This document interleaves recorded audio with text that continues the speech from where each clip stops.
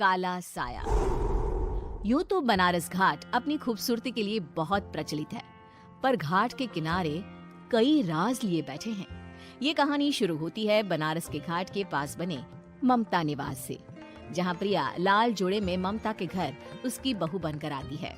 आओ आओ बहू, घर को अपने पैरों से पवित्र करो। ममता घर की दहलीज पार कर ही रही होती है कि अचानक एक बहुत गंदी सी बास पूरे घर में फैल जाती है।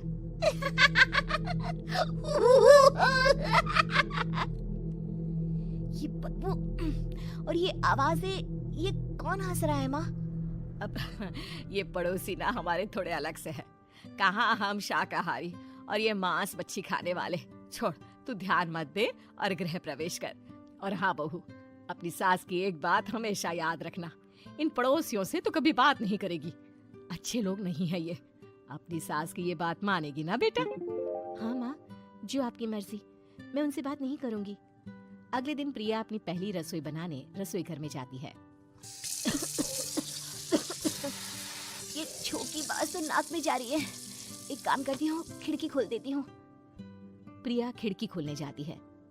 इतने चाले, लगता है इस खिड़की को कभी खोला ही नहीं गया। पर ऐसा क्यों? ओह, नॉन वेज की स्मेल आती होगी ना। 2 मिनट के लिए खोल लेती हूँ, फिर बंद कर दूंगी।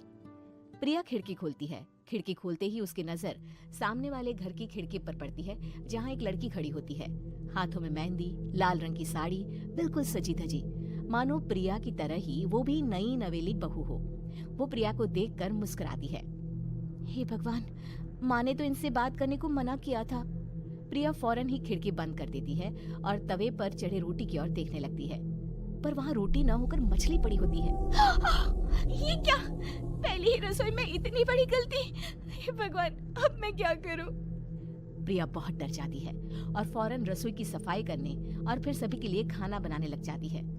जब वो सबको खाना परोसती है, सब तो ठीक है, मैं बेकार में चिंता कर रही थी। हे भगवान, ऐसे ही बस अपनी कृपा बनाए रखना। रात के वक्त जब सब सो रहे होते हैं, तब प्रिया को पायल की आवाज सुनाई देती है, जिससे उसकी आंख खुल जाती है। ये पायल की आवाज कहाँ से आ रही है? प्रिया उठकर उस आवाज के पीछे छत की सीढ़ियों तक जाती है।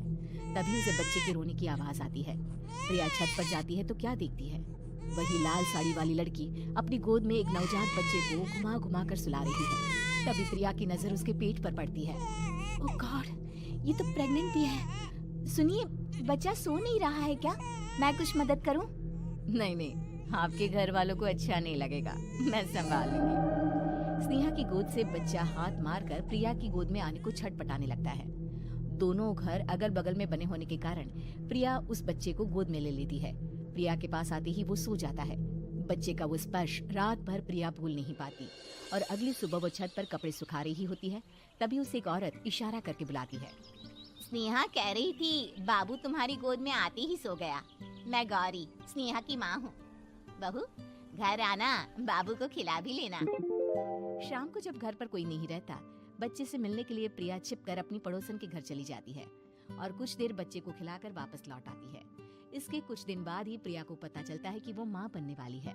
ममता की खुशी का ठिकाना नहीं रहता। माँ जी, पता नहीं क्यों उल्टी आ रही है। प्रिया भागती हुई वॉशरूम में जाती है तो हरे और लाल रंग की उल्टी करती है। उस उल्टी में से कीड़े निकलते हैं। ये क्या? खून और ये कीड़े! माँ! माँ! प्रिया की आवाज सुनकर ममता दौड़कर आती है, पर बेसिन में कुछ नहीं होता। प्रिया हक्की बक्की रह जाती है। ये सब क्या हो रहा है? प्रिया घबरा जाती है और अपने कमरे में जाकर सो जाती है। डर के कारण वो इतनी थक जाती है कि उसकी आंख लग जाती है। तब उसे ऐसा लगता है उसके पेट पर मानो कोई बैठा हुआ हो। कौन हो? प्रिया के पेट पर एक 5 महीने की बच्ची बैठी हुई थी, जो बुरी तरह जली हुई थी। माँ, तुम ही मुझे लाई ना अपने पेट में? मैं तुम्हारी माँ नहीं हूँ। कौन हो तुम? माँ, देखो मैं जल गई बुरी तरह से। 6 महीने पेट में रहने को भी मुझे नहीं मिला। सहला दो ना माँ।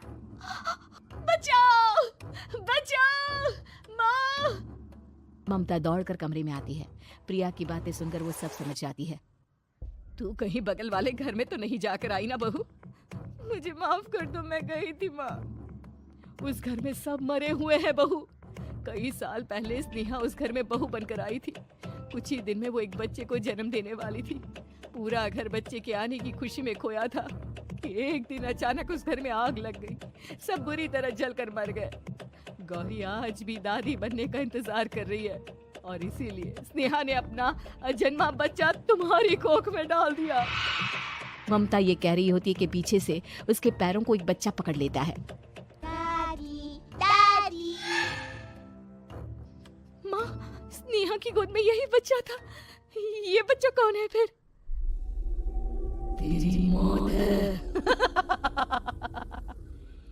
तेरी भी दादी। जिस जिसका ममता को डर था वही हो गया। ममता निवास के ऊपर मौत ने चादर बिछा दी थी। प्रिया का पेट ऐसे बढ़ जाता है मानो 9 महीने का हो। 2 हाथ उसके पेट से बाहर निकलते हैं। बहू, संतोष को फोन कर, किसी पंडित जी को बुला बहू।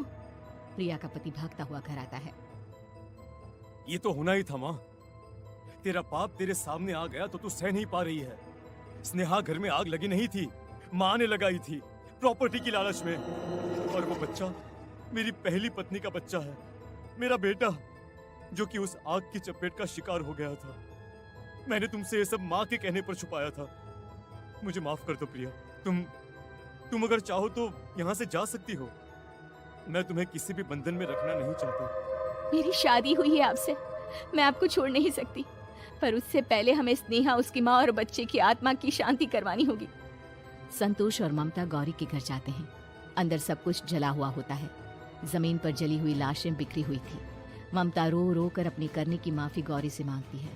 प्रिया स्नेहा के घर वालों का अंतिम संस्कार करवा देती है और ममता निवास फिर से आत्माओं के साए से मुक्त हो जाता है।